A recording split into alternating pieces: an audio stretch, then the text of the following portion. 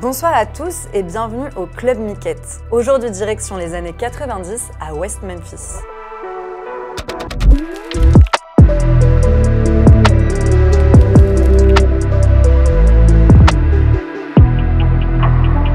Hiver 2019. Les yeux vissés sur mon écran, Old Town Road de Lil Nas X en fond sonore, je scrolle et je tombe sur une actu à propos de Johnny Depp. On est avant son procès et il me fascine encore. Entre deux recherches pour le boulot, je plonge dans sa page Wikipédia, dissèque ses histoires d'amour, fantasme sur son passé de rocker et une photo attire mon attention. Août 2010, sur scène avec Eddie Vedder du groupe Pearl Jam, chapeau, lunettes noires. L'événement, un concert de soutien aux 3 de West Memphis. Ce nom ne me dit rien. 2 clics plus tard, je tombe sur un article des Inrocks du 8 novembre 2011. Son titre, 3 ados en prison pendant 18 ans, histoire d'une erreur judiciaire. Triple homicide dans l'Arkansas, 3 enfants assassinés, 3 adolescents accusés sans preuve, une affaire symbolique des failles du système judiciaire américain, mise en lumière par le documentaire Paradise Lost. Je trouve le film en ligne et plonge dans 2h30 d'enquête. Premières images, des corps d'enfants repêchés dans une eau croupie. Pour comprendre, on rembobine. West Memphis, Arkansas. Une ville de passage posée au carrefour de 2 autoroutes bordées par le Mississippi. Station-service fatiguée, motel glauque, dîner au néon blafard. En 1993, la Bible règne en maître, les prêches dominicaux rythment les semaines. 5 mai 1993, 20h. Angle de la 14e et East Barton Street. John Mark Byers, bijoutier au chômage, appelle la police. Christopher, 8 ans, le fils de sa compagne, a disparu depuis 17h30. 21h24, maison voisine. Dan Amour panique. Son fils, Michael, 8 ans lui aussi, s'est volatilisé depuis 18h. Quelques rues plus loin, Pamela Hobbs signale la disparition de son fils Stevie, 8 ans. Les 3 mômes sont meilleurs copains. Toutes les familles se mobilisent, lampe torche en main. Elles ratissent le quartier. Route rapide, fossé, recoins sombres, fugue, accident, enlèvement. Les forces de l'ordre s'orientent vers Robin Hood Hills, un bois marécageux à la lisière de la ville. Vous connaissez sûrement les pages Fandom, cette plateforme co-créée par le fondateur de Wikipédia. C'est un service qui héberge des sites web assez moches, tenus par des fans de jeux vidéo, de groupes de musique, de séries et de faits divers. L'affaire des 3 de West Memphis a donc sa page Fandom. Chaque témoin de l'affaire a le droit à sa bio avec photos, comme des personnages de fiction. Et sur la page Fandom des 3 de West Memphis, on retrouve un schéma fait par la police du fameux Robin Hood Hills. Un fouillis de petits arbres tracés en croix et un épais fossé boueux. La police fouille et très vite un premier indice flotte à la surface de l'eau. Une chaussure d'enfant. Quelques mètres plus loin, un officier s'enfonce jusqu'aux cuisses, sa botte aspirée par la vase. En tirant sa jambe, une bulle remonte et avec elle, un petit corps nu, visage tourné vers le fond. 6 mai 1993, les corps de Stevie Branch, Christopher Byers et Michael Moore sont retrouvés, nus, poignets et chevilles liés par des lacets de leurs propres chaussures. À 8 ans, Christopher Byers a été sauvagement mutilé, castré. Ces images insoutenables sont accessibles partout, des silhouettes tordues, la peau blanche, lavée par l'eau stagnante. La scène de crime est immédiatement bouclée, mais sur le terrain, les enquêteurs s'embourbent dans la vase et dans une enquête bâclée. Engoncés dans leurs chemises trop serrées, ils enchaînent les clopes et jettent leurs mégots par terre. Parmi eux, l'inspecteur Gary Gitchell, bien réac. À la lisière du bois, la rumeur enfle. 2 femmes affirment avoir entendu des bruits diaboliques dans la nuit du 5 au 6 mai. Détail numérologique troublant, le numéro de l'affaire, 93 05 0666. 666, le chiffre du diable. Si ce crime a tant marqué la pop culture, c'est qu'il explose en pleine panique satanique. Bienvenue dans l'Amérique des années 80. Ronald Reagan est aux commandes, ultra réac, fervent défenseur des valeurs chrétiennes et du conservatisme moral. On est de droite et on croit très fort en Dieu. On prône la virginité avant le mariage, particulièrement chez les adolescentes. À la télévision, les talk-shows pullulent d'histoires terrifiantes sur des sectes démoniaques qui enlèveraient des enfants pour les sacrifier dans des rituels. L'idée qu'un vaste réseau satanique infiltre les écoles et les garderies se propage comme un virus. L'origine de cette psychose collective, un livre, Michelle Remembers, écrit par le psychiatre canadien Lawrence Pasder et sa patiente et future épouse, Michelle Smith. Elle prétend avoir été enfermée dans des cages au milieu de serpents et forcée d'assister à des sacrifices de chatons. Best-seller immédiat, le couple part en tournée aux États-Unis. Oprah Winfrey les invite, à ses côtés, Laurel Rose Wilson, autrice du tout aussi fictif Satan's Underground, un autre témoignage mensonger sur des rituels sataniques. Ces livres déclenchent une hystérie nationale. Partout aux États-Unis, des adultes retrouvent des souvenirs refoulés de rituels sataniques subis pendant l'enfance. C'est le début de la panique satanique. En mai 1985, lors d'une apparition dans l'émission 2020 sur ABC News, l'auteur du best-seller, Pasdar, déclare « La police, la justice et les médias se mettent à traquer le satanisme partout. Entre 1984 et 1993, au moins 60 enquêtes sont ouvertes aux États-Unis sur des accusations de satanic ritual abuse. On parle de milliers d'enfants sacrifiés chaque année, de crèches transformées en temples démoniaques, sauf qu'il n'y a aucune preuve. Dans les églises ultra-conservatrices, les prêches deviennent délirants. Sur Reddit, ceux qui étaient enfants à cette époque témoignent. Et dans cette paranoïa aiguë, tous les ados un peu différents deviennent suspects. Donjons et Dragons, ce jeu de rôle qui cartonne à l'époque avec ses créatures et invocations démoniaques, est diabolisé. Des groupes religieux l'accusent d'encourager le meurtre et la dépression. En 1982, après le suicide de son fils de 16 ans, Irving Pulling, une mère, fonde même une association, Bothered About Dungeons and Dragons, BADD, pour bannir le jeu. La musique aussi est désignée comme une porte d'entrée vers Satan. Résultat, l'apparition du fameux Parental Advisory Explicit Content, ce petit rectangle noir et blanc toujours présent sur les albums et plateformes de streaming. À l'époque, il dresse la liste des Filthy 15, les 15 dégoûtants. Les voici. We're Not Gonna Take It des Twisted Sister, accusés d'inciter à la violence. Darling Nikki de Prince, jugé trop sexuel. Eat Me Alive de Judas Priest, qui évoquerait un viol. Bastard de Motley Crue, supposé sataniste. High and Dry de Def Leppard, qui ferait l'apologie de l'alcool. Le chanteur de Twisted Sister, Dee Snider, est convoqué au Sénat américain. Il démonte un à un les arguments conservateurs. L'idéologie est lancée, le métal et le hard rock corrompent la jeunesse et ouvrent la voie au satanisme. Un cas des plus absurdes de cette paranoïa se trouve dans Turmoil in the Toy Box, une production chrétienne où un duo, avec un pasteur, liste les dessins animés et jouets soi-disant diaboliques. Les Schtroumpfs, accusés de satanisme, c'est très simple. Ce sont des morts vivants. Leur peau bleue serait celle de cadavres réanimés. Ils sont démoniaques. Le grand Schtroumpf incarnerait une figure occulte. Ils font la promotion de l'homosexualité. Aucun personnage féminin dans les premières saisons. La police est même formée à repérer les signes liés au diable. En 1994, une VHS de prévention circule dans les commissariats américains. Son but, déceler les traces de présence d'une secte satanique et éviter les crimes qui y seraient liés. Dans cette cassette, appelée Law Enforcement to Satanic Cult, de faux spécialistes reconstituent des pastiches de scènes rituelles dans de ridicules mises en scène. Et c'est dans ce contexte que l'enquête sur le meurtre des 3 gamins de West Memphis se poursuit. Retour dans l'Arkansas. Dès que les corps sont repêchés, l'inspecteur Gary Gitchell, en charge de l'enquête, en est persuadé, c'est un crime satanique, un rituel diabolique. Les interrogatoires des proches des victimes sont bâclés. Les parents sont traités avec des pincettes. Le soir du crime, le manager du Bojangles, un restaurant routier, a appelé la police. Un homme noir couvert de sang s'est réfugié dans les toilettes, laissant des traînées rouges sur les murs, mais personne n'enquête. Les autopsies menées par un certain docteur Frank Peretti traînent en longueur. 3 semaines après le triple meurtre, toujours pas d'heure du décès confirmée, aucun suspect. Alors autant chercher chez les ados chelous du coin.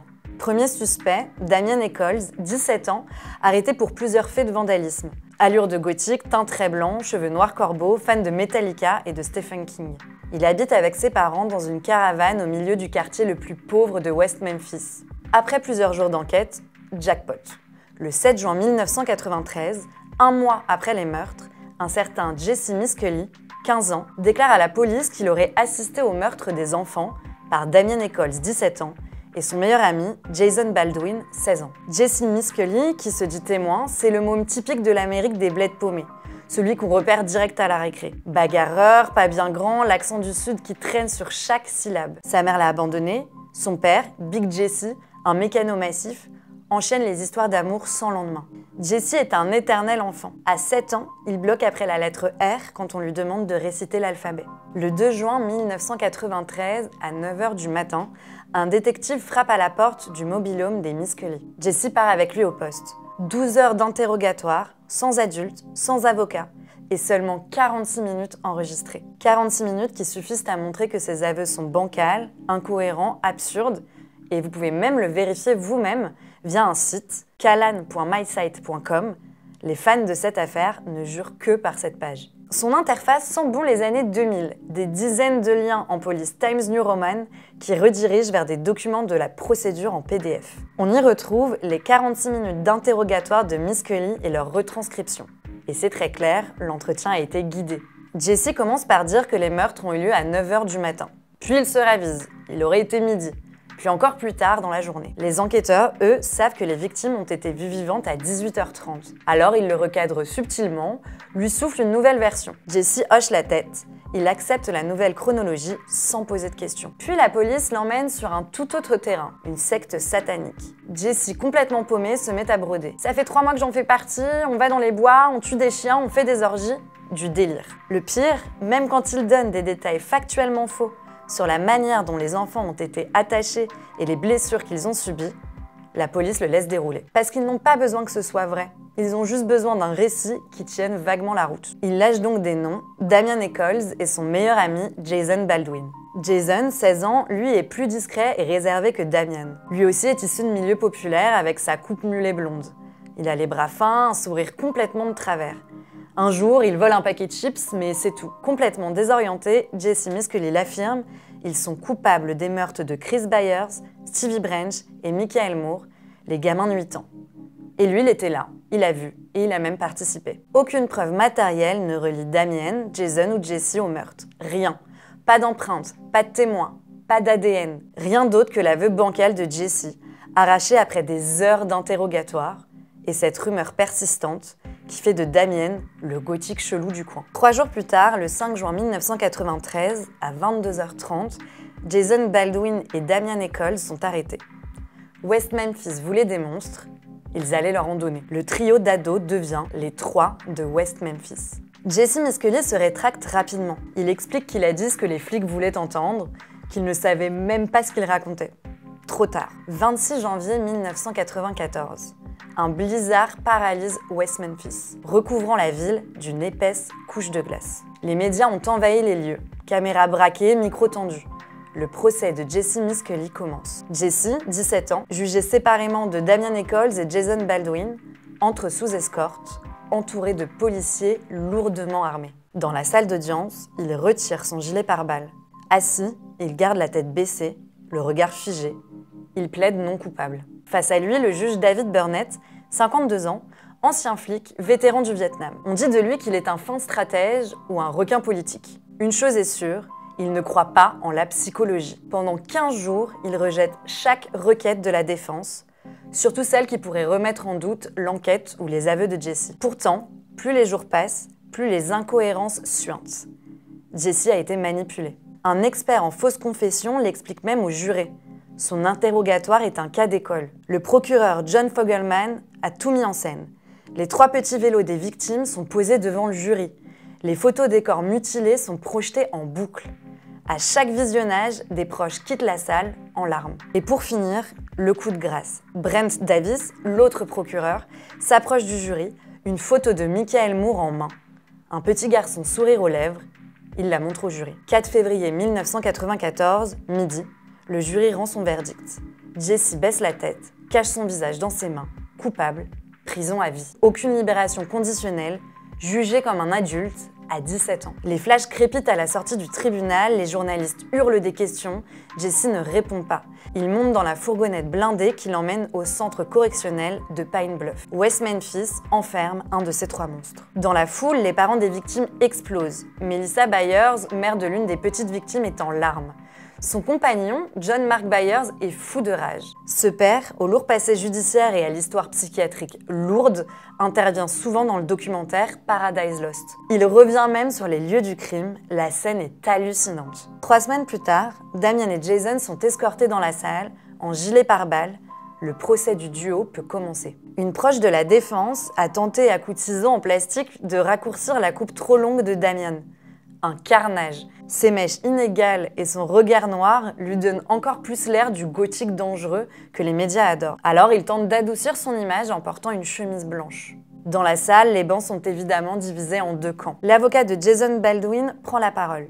Il le décrit comme un gamin appliqué, loin des ennuis, qui a grandi dans un environnement compliqué, mais qui n'a jamais causé de tort à personne. Puis vient le tour de l'avocat de Damien. Il interroge le détective Ridge sur la piste que personne n'a voulu creuser, le Bojangles Man. Le soir des disparitions, dans le restaurant routier Bojangles, je le rappelle, un homme couvert de sang s'est retranché dans les toilettes. La police a pris des échantillons, et devinez quoi ?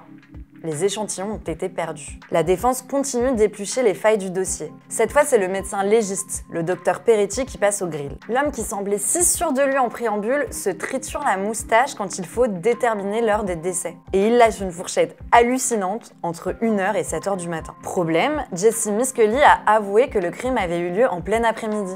Ça ne colle pas du tout. Alors que reste-t-il contre Damien et Jason ? Rien. Rien d'autre que l'aveu bricolé de Jesse Miskelly, pas de preuves physiques, pas de témoins, juste une rumeur de satanisme. Mais en ce mois de mars 1994, le procureur, John Fogelman, veut faire du jugement des 3 de West Memphis le procès pour satanisme. Il fait entrer dans la salle d'audience un expert. Son nom, Dr. Dale W. Griffin, plus un pseudo-spécialiste d'ailleurs qu'un véritable expert. En apparence un homme sérieux, en réalité un imposteur. Son doctorat en croyances occultes provient d'une fac bidon qui vend ses diplômes au plus offrant. Et pourtant, le tribunal l'écoute. Damien possède une quinzaine de t-shirts noirs. Damien décore sa chambre avec des crânes d'animaux. Damien écoute du heavy metal. Pendant l'audience, Damien ne décroche pas un mot. Il sait déjà que ce procès ne repose sur rien, mais il comprend qu'il est foutu. 18 mars 1994, 15h30, le jury tranche. Damien et Jason sont ramenés dans la salle d'audience. Verdict: coupable des 3 meurtres. Damien est condamné à mort, injection létale. Jason, lui, écope de la prison à vie. Dehors, c'est l'émeute. Une foule compacte s'est rassemblée devant le tribunal. Entre les cris de haine et les hurlements de désespoir, Damien et Jason encaissent. Jusqu'ici, l'affaire était restée une histoire qui agitait le sud des États-Unis. Un fait divers poisseux calé entre 2 articles de presse locale. Mais en 1996, HBO diffuse le fameux documentaire connu par tous les accros à cette affaire, Paradise Lost. Son angle, et si ces gosses n'étaient pas coupables. Dans le couloir de la mort, Damien Echols reçoit des lettres, beaucoup de lettres. Parmi elles, celle de Laurie Davis. Elle croit en son innocence, elle l'épouse. Elle crée le Free 3 West Memphis Support Fund. Objectif: lever des fonds pour embaucher des avocats capables de démonter l'affaire. Un médecin légiste rejoint le mouvement, refait le dossier, déchire les expertises initiales. Un site web est mis en ligne. Les USA se scindent en 2 camps. D'un côté, une Amérique progressiste qui dénonce l'obscurantisme des États du Sud, la chasse aux sorcières façon Salem. De l'autre, l'Amérique puritaine qui en a marre des grandes villes décadentes, de leurs artistes toxiques et de leur morale élastique. Cette scission, on la retrouve sur Reddit avec 2 forums qui s'opposent. D'un côté, le groupe Les 3 Vrais de West Memphis, persuadé de la culpabilité des 3 ados et qui regroupe 1000 membres. De l'autre, le forum Les 3 de West Memphis, qui continue aujourd'hui à affirmer l'innocence de Damien, Jason et Jesse, 8000 abonnés.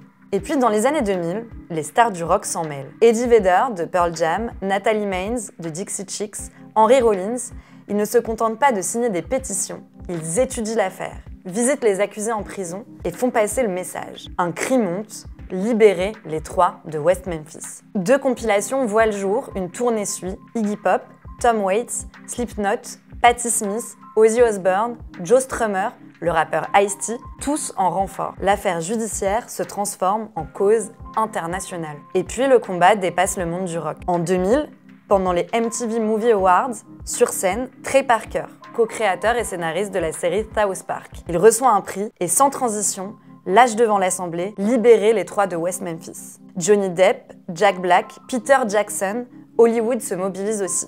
Les dons affluent. Et là, un détail foudroie l'accusation, les résultats de la nouvelle enquête ne collent pas. De son côté, Damien Echols a été condamné à mort, mais il continue à faire appel sans succès pendant plusieurs années. En 2007, de nouveaux tests ADN révèlent que les cheveux retrouvés sur la scène de crime ne correspondent pas aux 3 accusés, mais potentiellement au beau-père d'une des victimes. Malgré ça, le juge refuse un nouveau procès, jugeant les preuves non concluantes. Damien Echols reste 18 ans dans le couloir de la mort avant d'être libéré en 2011 grâce à un accord juridique.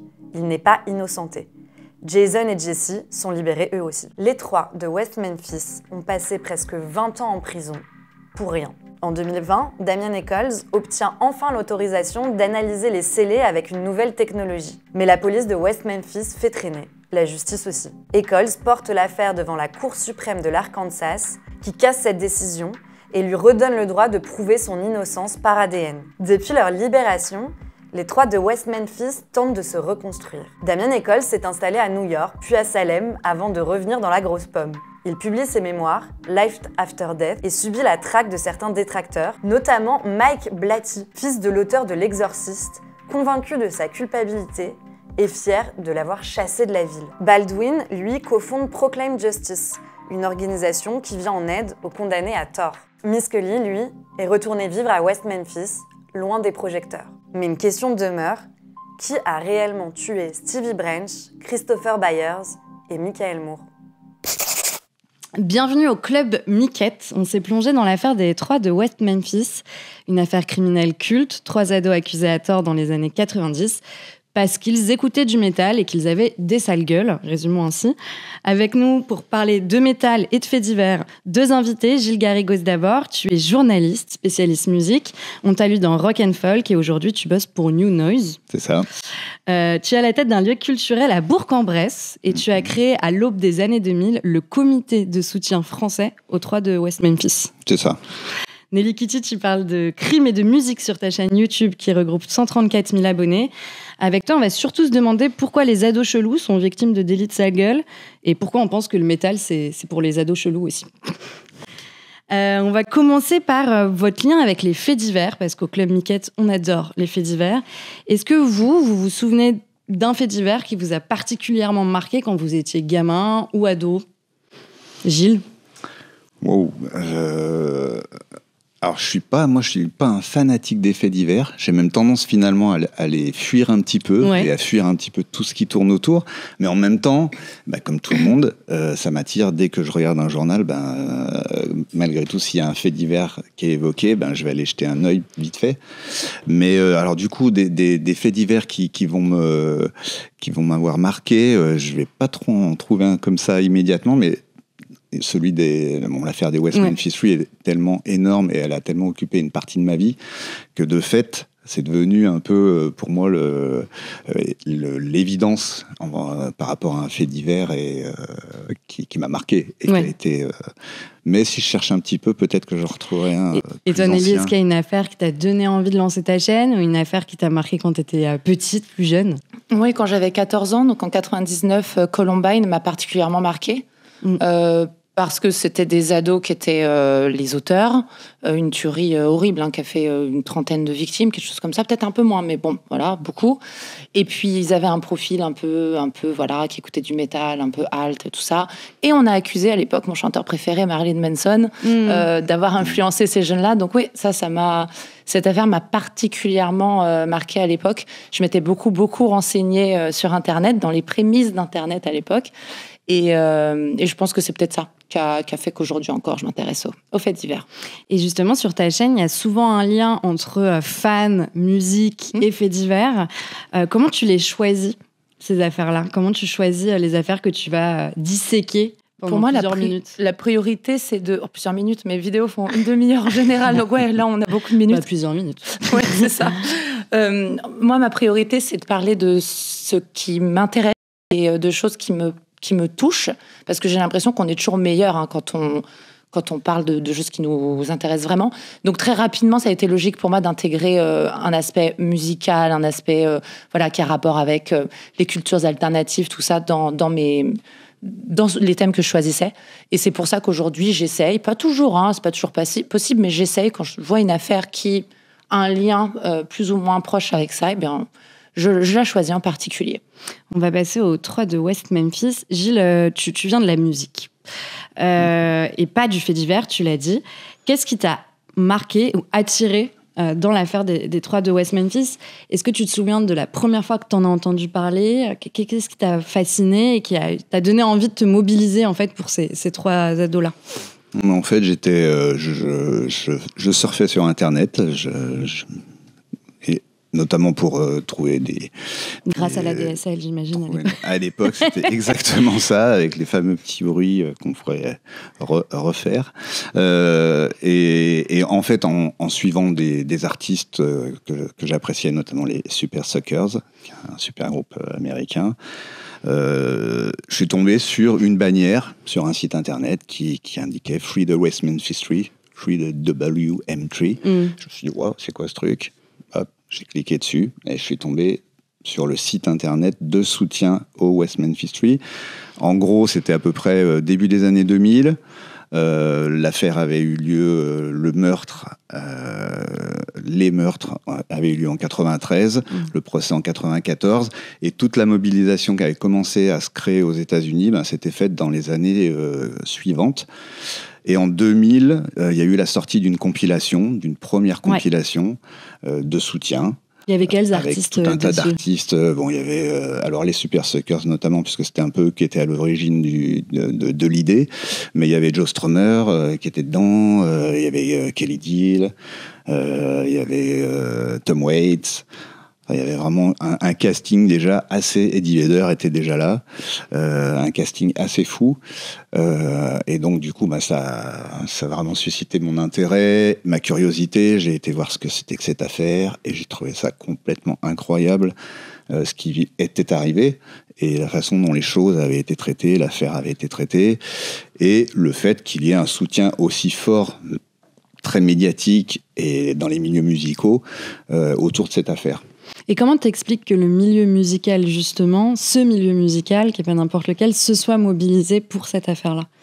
Parce que justement, les 3 jeunes qui ont été accusés à tort et très rapidement du meurtre de 3 jeunes enfants de 8 ans, faut redonner le contexte, c'est quand même un des meurtres, un des assassinats les plus horribles qui a eu lieu depuis des lustres, même aux États-Unis ils sont quand même costauds, mais là on est à haut niveau. Et les 3 jeunes qui ont été accusés l'ont été sur la base en fait de leurs penchants musicaux.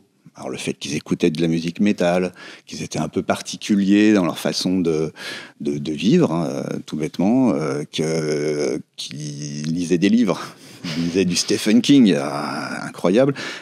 Faut aussi rappeler qu'on est au sud des États-Unis, qu'on est à West Memphis, donc c'est l'Arkansas. La profond. Bible Belt, ouais. Voilà, exactement. Donc très empreint de religion et en même temps un contexte social hyper dur, avec des communautés très très très pauvres, un endroit où ça vit en circuit un peu en cercle fermé, et où donc du coup il y a cette empreinte de la religion est très très forte, et donc le fait qu'ils écoutent ce type de musique, qu'ils aient ce type de lecture, qu'ils aient ce type de comportement ou d'attitude ou de vie quotidienne, les marquait un petit peu d'un saut de monstruosité basique. Et il y a des personnes qui ne les aimaient pas et qui ont un peu tout fait pour que ce soit ces personnes, que ce soit ces 3 jeunes qui soient accusés et qui finissent par être condamnés. Nelly, tu as consacré une vidéo remarquable sur cette affaire sur ta chaîne. Merci. Comment t'es tombée sur cette affaire et qu'est-ce qui t'a attiré ou ému à propos des 3 de West Memphis? Moi, j'en ai entendu parler pour la première fois dans le courant des années 2000. 2005-2006, quelque chose comme ça. Et un peu de la même manière que Gilles. C'est bien Gilles. C'est ça. Oui, je crois bien que c'était au détour d'un forum, un forum de musique, sur une conversation. Je crois bien que j'en ai entendu parler comme ça. Et ce qui m'a intriguée, c'est... il y a des détails de l'affaire, en fait, qui m'ont paru très, très bizarres. Je sais, par exemple, que j'ai lu sur un interrogatoire où on aurait vu sur le film de l'interrogatoire une batte de baseball qui était posée au fond de la pièce, ce qui sous-entendrait que le flic peut-être aurait battu un des jeunes pour lui soumettre des aveux, ce genre de choses. Et je n'ai pas retrouvé cette information au moment où j'ai fait ma vidéo. Je ne suis jamais retombée sur l'image, je ne suis jamais retombée sur la personne qui parlait de ça, mais je sais qu'à l'époque, j'ai entendu parler de ça et que ça avait éveillé ma curiosité, que je m'étais renseignée sur l'affaire et que donc au moment, un jour, de choisir une nouvelle affaire, eh bien, je suis allée sur celle-ci. Ça m'a paru évident qu'il fallait que j'en parle. Il y a quelque chose qui t'a ému, marqué, au-delà de la batte de baseball. Est-ce que tu te retrouvais un peu chez ces gamins-là ? Oui, c'est évident. Moi-même, j'habitais dans un endroit où j'étais tout à fait différente des gens qui habitaient autour de moi. En banlieue parisienne, c'est un endroit où il y avait très peu de gens qui écoutaient du métal ou qui avaient un look un peu différent, etc. Et je me suis dit que s'il y avait eu ce genre de meurtre...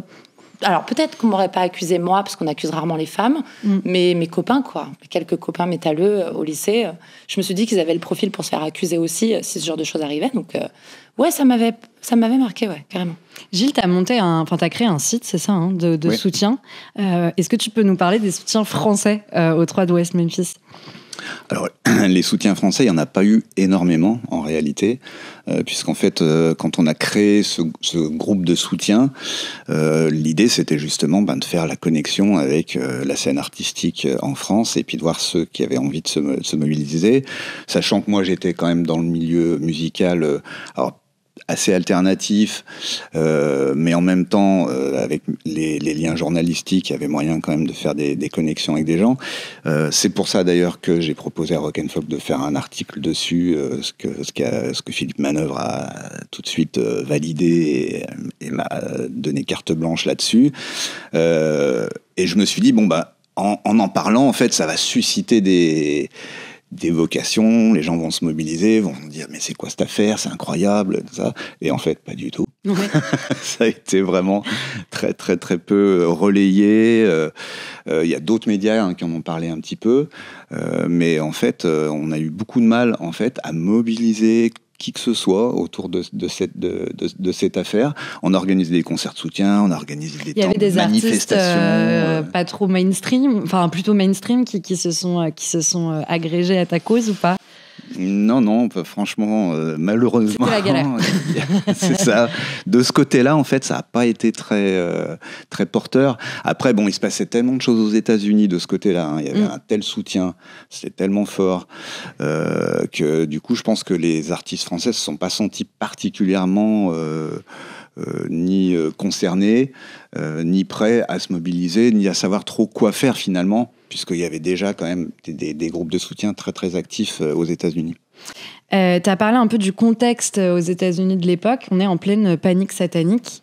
Donc, l'Amérique a peur de ces ados, qui jouent même à Donjons et Dragons. J'ai retrouvé des archives. Elle a peur de ces ados qui écoutent du métal. Comment, Gilles, tu vois ce contexte-là ? Est-ce que ça touchait, je viens de le dire, mais ça touchait pas que la musique, mais est-ce que tu peux nous parler de cette panique satanique panique en américain d'ailleurs? Ouais, en fait, c'est complètement issu du côté très rigoriste d'une vision de la religion qui est assez circonscrite à une partie des États-Unis, mais qui finalement irrigue pas mal la société américaine, le côté très puritain, et qui en fait croit en Dieu et vraiment à une réalité de Dieu, d'une présence de Dieu permanente dans la vie quotidienne, et du coup cette croyance en Dieu très quotidienne, c'est aussi une croyance en l'existence du diable et du mal, et donc de personnes qui sont porteuses de penchants sataniques, et qu'on doit essayer au minimum contrôler, mais voire réprimer si nécessaire, ou si on considère que c'est la meilleure façon de protéger la société. Donc ça c'est une vraie réalité qui n'a pas disparu des États-Unis. On le voit toujours. Quelqu'un comme Donald Trump qui s'est appuyé fortement sur ce type de communauté pour arriver au pouvoir. C'est-à-dire des gens qui sont assez, on va dire, obtus, qui ont une vision du monde très très manichéenne, et qui considèrent qu'il y a le bien, le mal. Ceux qui sont de leur côté, c'est les gens bons. Les autres, c'est le mal. Et il faut les combattre absolument de toutes les manières possibles, voire à les éliminer si besoin est, parce que de toute façon, ils posent problème dans la société, dans la communauté, selon l'ampleur des choses. Oui, c'est ce qu'on a vu dans l'affaire Détroit de West Memphis. C'est 3 gamins qui sont accusés un peu par délit de sale gueule. Il y a pas de preuves contre eux. L'interrogatoire a été complètement guidé pour Jesse Miskelly, qui va dire qu'il aurait assisté au crime. Nelly, tu as parlé de Columbine. Est-ce qu'il y a d'autres exemples où cette communauté-là a pu être visée dans des affaires criminelles? À tort, je sais pas. J'ai en tête des exemples où c'était justifié. Ouais. Donc je sais pas si c'est intéressant d'en parler. Enfin. Si, vas-y, je t'en prie. D'accord.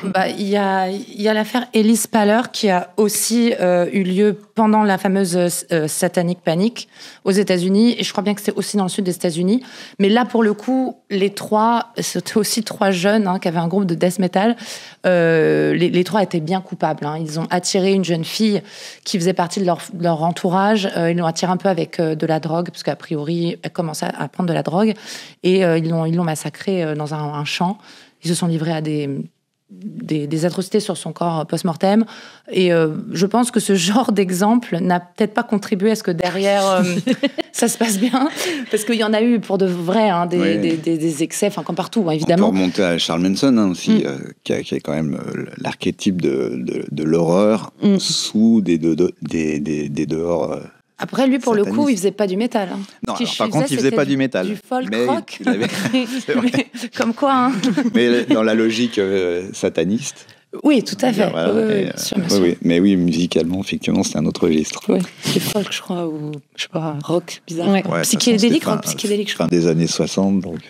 Je vais vous faire écouter une archive qui date des années 80 et vous faire réagir dessus. Tu parlais de Philippe Manoff tout à l'heure, donc on va être un peu en plein dedans. Ouais, allez. Le hard, c'est notre truc principal. Le contraire, ce qu'on a d'opposé au funk, c'est que le hard, c'est notre truc principal. Le funk, c'est pour eux, c'est un petit accessoire dans leur vie. C'est la bande originale de leur vie. Voilà, c'est la bande originale, c'est la musique, c'est une musique quelconque, quoi. Tandis que le hard, pour nous, c'est tout. On vit par rapport au hard. Notre vie est axée autour des concerts, du sein, des scuds et tout ça. Tandis que les funk, eux, ils en ont rien à foutre, c'est pas le hard. C'est ce que nous reprochent les profs, les patrons et les parents. Tu vois, c'est agréable, moi je trouve que c'est agréable de se faire jeter de partout. La première fois qu'ils m'ont arrêté, les flics, quand j'avais 14 ans, j'étais tout fier, tu vois. Je me suis dit, ouais, ça y est, je suis un vrai et tout, ils m'arrêtent. Je dois avoir une dégaine louche. Alors, une réaction sur cette archive? Bah oui, c'est assez... Enfin, moi, ça me parle beaucoup parce que c'est effectivement... 84. Voilà, le type de choses que j'ai pu vivre en tant que jeune adulte à l'époque. Ouais. Et effectivement, les gens qui étaient fans de métal sont toujours des gens assez passionnés, toujours maintenant, mais... À l'époque, c'était vraiment très particulier parce qu'effectivement, c'était une espèce de nouvelle mouvance qui émergeait. Il l'a dit d'ailleurs à une période où il y avait eu le punk, il y avait eu tout le disco qui avait entraîné une partie de la jeunesse du côté de la funk et des choses comme ça. Et ceux qui écoutaient du hard rock, à l'époque on disait hard rock et pas métal, il l'a bien dit, ceux qui écoutaient du hard, c'était vraiment une frange très particulière en fait des jeunes, mais c'est très nombreux par contre, puisque à l'époque c'était quand même gros rush sur AC/DC, Trust, des choses comme ça qui étaient très très connues, quoi. Nelly, on entend cet ado qui dit le hard, donc le métal maintenant, c'est un mode de vie. Le hard rock, c'est un sous-genre de métal. Ouais, ok. C'est considéré comme un sous-genre. Ok, d'accord. Bon. Ouais. En tout cas, ce qu'il dit, c'est que c'est un mode de vie et que appartenir à cette communauté, ça prend quand même beaucoup d'espace. Est-ce que c'est le cas pour toi? Est-ce que c'est le cas pour tous les fans de métal? Alors, c'est le cas pour moi parce que j'ai un caractère excessif dans tout. Donc, c'est le cas pour moi. Je pense qu'aujourd'hui, la différence, c'est que c'est beaucoup plus mainstream. Ça touche beaucoup plus de gens. Donc, on va pas avoir que des fans die hard. On va aussi avoir ce que j'appelle des auditeurs plus casus, plus casual, qui vont écouter ça de temps en temps, sans s'assimiler, sans se dire eux-mêmes métalleux, etc. Mais à cette époque-là, les gens c'était plus une niche. le hard, comme ils disent. Et donc, ils étaient moins nombreux et tous plus passionnés. Aujourd'hui, je pense qu'on a quand même une variété dans les comportements. On n'a pas que des gens extrêmes. Mais oui, c'est une musique qui incite quand même à être un peu passionné et à fond, puisque c'est un art total. Vous avez autant le visuel que la musique, mais aussi vous avez les films qui vont avec. Vous avez, si on veut, on peut vraiment vivre métal, quoi, de bout en bout. Donc oui, ça arrive, bien sûr. Il y a beaucoup de gens comme ça, mais pas uniquement. Et il y a cette envie aussi d'être un peu à la marge. Ils le disent clairement. On n'a pas envie d'être comme tout le monde. On a un peu envie. Est-ce qu'il y a ce côté-là eux, il y a carrément une apologie de la délinquance qui aujourd'hui n'existe plus. Ça n'existe plus. Enfin, moi, peut-être dans le punk, le hardcore. Encore un petit dans peu, le métal, ouais. C'est plutôt des gens un peu éduqués, qui aiment lire des livres. Non, mais c'est vrai. Hein. Non, et puis qui sont hyper gentils. Ouais, c'est ça. La plupart du temps. Ouais, alors c'est un cliché. Moi, je suis pas forcément d'accord. Moi, je le vois quand dans les publics qu'on peut accueillir, notamment en concert, où on a un public vraiment sur les soirées métal, c'est toujours des gens très très gentils. Toujours, je sais pas. Moi, j'ai l'impression que c'est un peu plus varié que ça. Il peut y avoir des exceptions. Il y a des sous-mouvances quand même avec des gens un peu plus compliqués. Mais dans le black metal, il y a des gens un peu plus compliqués. D'accord, effectivement. J'oubliais quelques. Les fans de Metallica ont tendance à être très compliqués, ceux de Slayer aussi. C'est d'expérience que je parle par rapport à mes vidéos, les retours que j'ai par rapport au groupe dont je parle. Il y a certains groupes, quand on en parle, on attire des gens gentils, puis d'autres, des gens un petit peu moins gentils. Okay. C'est comme ça. Là, on parle du métal, mais il y a d'autres registres musicaux qui peuvent être liés d'office à la délinquance ou qui peuvent provoquer une sorte de délit de sale gueule. Je pense au rap. Est-ce qu'il y a un lien à faire? Qu'est-ce que tu en penses, Gilles? Oui, c'est sûr. On identifie en fait les jeunes qui à problème, on va dire, et on les catégorise notamment par leurs goûts musicaux. C'est une façon assez aisée. Après, ça marche bien parce que les jeunes se retrouvent assez aussi facilement dans un style musical et se revendiquent comme ils le faisaient dans l'archive. Sur un style, donc c'est assez finalement simple de faire cette catégorisation, mais ça marche tout à fait sur d'autres registres, et le rap, c'est un exemple parfait, quoi. 26 ans, même plus d'ailleurs. 30 ans après les 3 d'Ouest Memphis, on ne sait toujours pas qui a commis le crime. C'est quoi votre intime conviction, à vous? Gilles? Bon, moi, alors, avec tous les éléments qu'on a eu quand même, parce qu'il y a beaucoup de choses, l'affaire, elle est hyper complexe. Il y a plein de niveaux d'analyse en fait des choses qui échappent à beaucoup de monde et qui sont pas toujours montrés dans les éléments qui sont les plus évidents à trouver. Quand on va vraiment chercher, on fouille le plus possible. Il y a quand même actuellement un des avocats, donc l'avocat Jesse Miskelly, qui continue à travailler vraiment sur le cas et qui vient de sortir un bouquin où lui, il pointe en fait 2 pistes qui pourraient être super intéressantes. Jesse Miskelly, je rappelle juste qu'il aurait été témoin et qui est le premier à avoir donné les noms c'est ça, des 2 autres. Exactement. Donc son avocat, lui, il a reconnu qu'il était jeune à l'époque et qu'il avait fait beaucoup d'erreurs et qu'il n'aurait jamais, si c'était maintenant, il ne ferait jamais le procès comme il l'a fait. Et il s'est fait un peu avoir, entre guillemets, à ce moment-là. Donc, il continue, lui, maintenant, à essayer de prouver l'innocence, à arriver à une exonération des 3 de Memphis. Donc, il continue ce travail-là. Et donc, les 2 pistes que lui, il fait émerger actuellement, c'est un serial killer qui est actuellement en prison, qui est un conducteur de camion qui serait passé dans le coin. Oui, parce que c'était une ville de passage. Voilà. C'est un endroit, en fait, c'est un nœud autoroutier, l'endroit où les choses se sont passées. Et il y a beaucoup de camionneurs et de routiers, je cherchais le terme exact, de routiers qui s'arrêtent sur les parkings là et qui traînent. Il y a eu beaucoup de meurtres autour sur l'autoroute en question, celle qui est la principale qui passe par là-bas. Et lui, il estime que c'est tout à fait probable que un routier qui a été arrêté pour d'autres meurtres, mais qui a priori serait impliqué dans des meurtres qui n'ont pas été pour l'instant élucidés, soit celui qui est tué les gamins à West Memphis. peut-être aidé par d'autres. Enfin voilà, les circonstances sont pas du tout claires. En tout cas, c'est une des pistes. Et la deuxième piste, ça va vers des beaux-pères des trois jeunes qui ont été assassinés. Donc Terry Hobbs, qui quand même a accumulé au fil du temps un certain nombre de casseroles derrière lui. Ouais, et puis il a retrouvé un de ses cheveux, il me semble. C'est ça, sur un des lacets qui tenait qui enlaçait les corps des jeunes. Un de ses bons potes, il y a aussi un de ses cheveux sur un autre lacet. Il y a des témoignages de jeunes qui ont été témoignés spontanément alors sous serment pour dire on a des infos et on a des personnes qui ont été présentes au moment du meurtre qui expliquent comment les choses se sont passées. Et donc ça, c'est des éléments qui sont quand même à charge super forte pour Terry Hobbs. Alors bon, voilà. Actuellement, il y a une dernière série de tests ADN qui est en train d'être effectuée.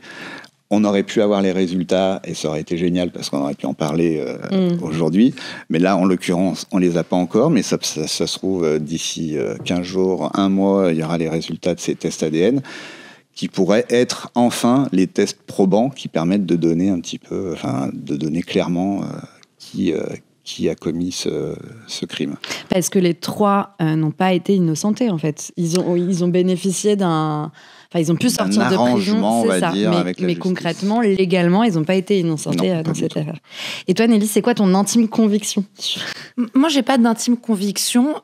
Par contre, j'étais restée sur 2 pistes principales. Je pense que ce sont les mêmes. Alors, le serial killer, je suis pas sûre, mais moi, j'avais retenu qu'on avait quand même vu un homme se laver des mains ensanglantées dans un diner juste à côté de la scène de crime. Le Bojangles-Man. Voilà. Mais ça, c'est pas la même.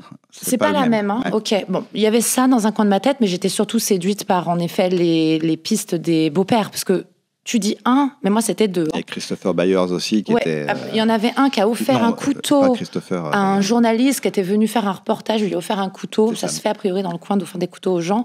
Il y avait l'ADN d'un des garçons dessus. Et l'autre beau-père s'est fait changer les dents pour éviter les un deux test. se sont fait changer les dents. Ouais, enfin moi ça m'avait quand même.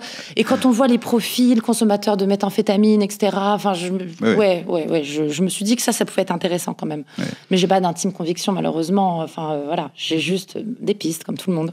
Est-ce que vous suivez encore ces 3 ados qui, sur les réseaux sociaux, qu'est-ce qu'ils deviennent ? Alors en fait, Damien Echols, il a eu une bonne période où il était assez médiatisé parce qu'il a écrit des bouquins, il a participé à des enregistrements avec Eddie Vedder par exemple. Il a été très proche de Johnny Depp pendant assez longtemps parce que Johnny Depp l'a beaucoup soutenu. Heureusement, il s'est un peu éloigné de Johnny Depp. On verra. Je ne sais pas si. Mais c'est vrai qu'ils Johnny Depp participait à des concerts. Oui, il a fait beaucoup de soutien à ce cas-là et notamment à Damien, qui lui était condamné à mort quand même. C'était vraiment super particulier pour lui en plus. Et donc du coup. Lui, il a eu une vraie, on va dire, vie médiatique après sa libération.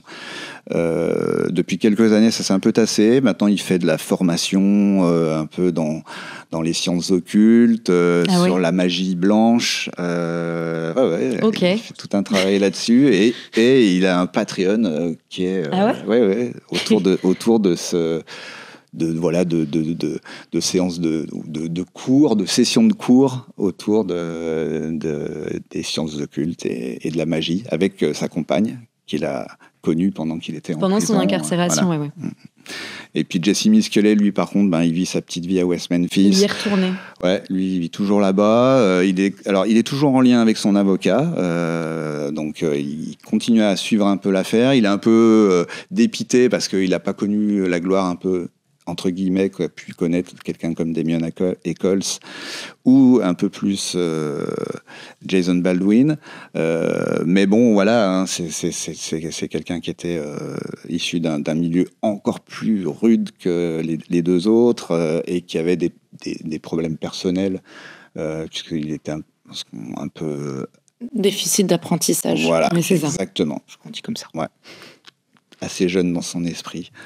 Et voilà. Et Jason Baldwin, lui, il a constitué un comité de soutien en fait à des cas des prisonniers accusés à tort. Voilà. On va passer aux recommandations culture. Est-ce que vous avez une reco à nous faire sur l'affaire qui nous concerne ou sur les true crime en général? Nelly, peut-être? Alors moi, ce sera plus sur le true crime en général. Et ça va être une reco un petit peu provoque. Parce qu'a priori, la polémique. Dans ce média, tout le monde n'est pas d'accord avec moi. Écoutez, moi, je me suis rendue il y a 2 semaines à l'exposition Serial Killer World Tour qui se tient aux Galeries Montparnasse, si je ne m'abuse, 22 rue du Départ. Voilà. Je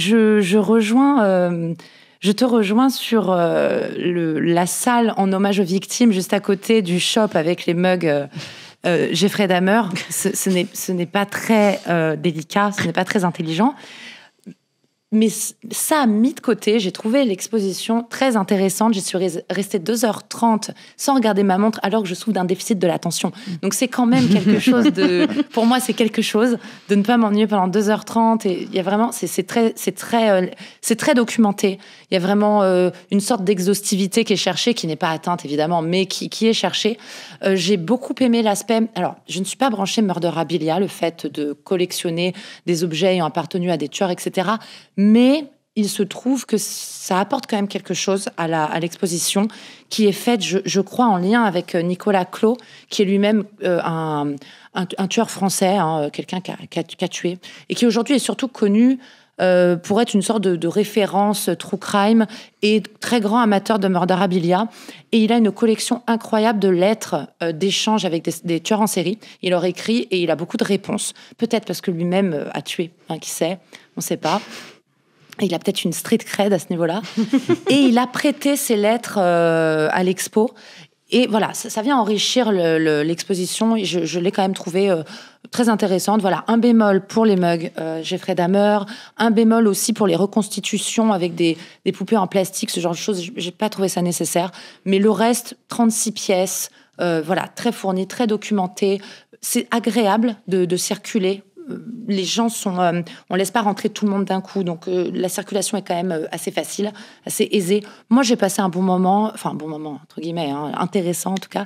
Donc j'aurais tendance quand même à inciter les gens qui ont envie d'y aller à se faire leur propre opinion, puisque c'est un truc qui est assez clivant a priori. Oui. Voilà, faites-vous votre propre opinion. Moi, j'étais pas du tout chaude au départ. Je n'y serais pas allée seule. Je suis allée parce qu'on m'a tiré la manche et je n'ai finalement pas regretté. Donc voilà. C'est Serial Killer World Tour, c'est ça? Je crois que le Serial Killer Experience World Tour. Oui. Et c'est aux Galeries Montparnasse, tu l'as dit. Dans ouais, 22 rue du Départ à Paris. Donc c'est ça, c'est Montparnasse. Et ça fait parler, donc il faut aller la voir. Non, j'ai pas dit ça. Au contraire, il y a plein de choses qui font parler, qui sont pas intéressantes. Faut pas y aller pour autant. Non, si ça intéresse une personne qui est intéressée, qui hésite, moi j'aurais tendance à inciter à y aller pour se faire son avis. Je pense que c'est une méthode qui est intéressante. Tu as raison. Et toi, Gilles?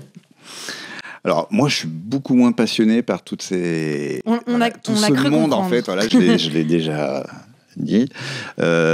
Du coup, moi, mes recos, ce serait finalement d'aller écouter les compilations qui étaient sorties en soutien au West Memphis 3. J'ai parlé tout à l'heure de celle qui avait été qui s'appelait Free the West Memphis 3. Mais il y a eu aussi Henry Rollins qui avait sorti une compile avec des reprises de Black Flag et qui est vraiment incroyable. Les versions sont géniales et comme Black Flag c'est déjà un groupe énorme de magnifiques reprises avec des artistes. Il y a Iggy Pop, il y a Lemmy dedans sur le gros casting et plein d'artistes absolument géniaux. Donc ça c'est super. Les docs qui ont été faits sont super intéressants aussi, notamment le dernier West of Memphis qui a suivi la trilogie de HBO. Et puis je dirais Stranger Things parce que dans la série Stranger Things en fait il y a un personnage, Eddie, qui est un métalleux qui est accusé à tort d'un meurtre à un moment et en fait ils se sont complètement inspirés de Damien Nichols pour créer ce personnage. Donc voilà, Stranger Things, ça passe bien, c'est cool, c'est une belle série. Eh ben, merci beaucoup en tout cas, Gilles. Donc je rappelle, Gilles Garrigos, tu bosses toujours pour New Noise, le média New Noise, et tu es à la tête d'un lieu culturel à Bourg-en-Bresse. Nelly Kitty, on te suit sur ta chaîne YouTube. Redonne-moi le nom de la chaîne, c'est Nelly Kitty 666. C'est ça? Non, ça c'est le tag si on veut me taguer pour me parler, mais la chaîne c'est juste Nelly Kitty. Je mets bien le 666, je devais le dire. Tu peux, merci de m'afficher. Mais là non, la chaîne s'appelle juste Nelly espace Kitty. Et on te suit sur tes réseaux, évidemment. Merci à vous en tout cas.